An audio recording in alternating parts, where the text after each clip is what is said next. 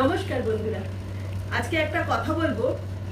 যাদের টিনেজার বাচ্চা বা বকার মতন বাচ্চা আছে ছোট থেকে নিয়ে, প্লিজ প্লিজ বন্ধ করুন। বকাটা একদম বন্ধ করা উচিত। আজকালকার মা বাবা পেরেন্টসরা কি করে, নিজের মুড হিসাবে বাচ্চাকে বকে। যখন নিজে খুব ইরিটেশন, খুব ওয়ার্কলোড, খুব ওয়ার্ক প্রেশার থাকে, কিছু একটা ইয়ের মধ্যে দিয়ে যাচ্ছে, তখন বাচ্চাকে ভীষণ বকছে, এই করতে পারো না, সেই করতে পারো না, এরকম ভাবে প্রত্যেকটা কথাতেই ইরিটেট হয়ে ওকে মানে জবাবটা দিচ্ছে। কিন্তু যখন দেখবে খুব ভালো মুডটা আছে, তখন খুব সুন্দর, আমার বাবু, আমার দুষ্টু সোনা, আমার এই, আমি তোমাকে এই কিনে দেবো, খুব ঘুরিয়ে দিলাম, খুব খাইয়ে দিলাম। সেটা কিন্তু প্যারেন্টিং না।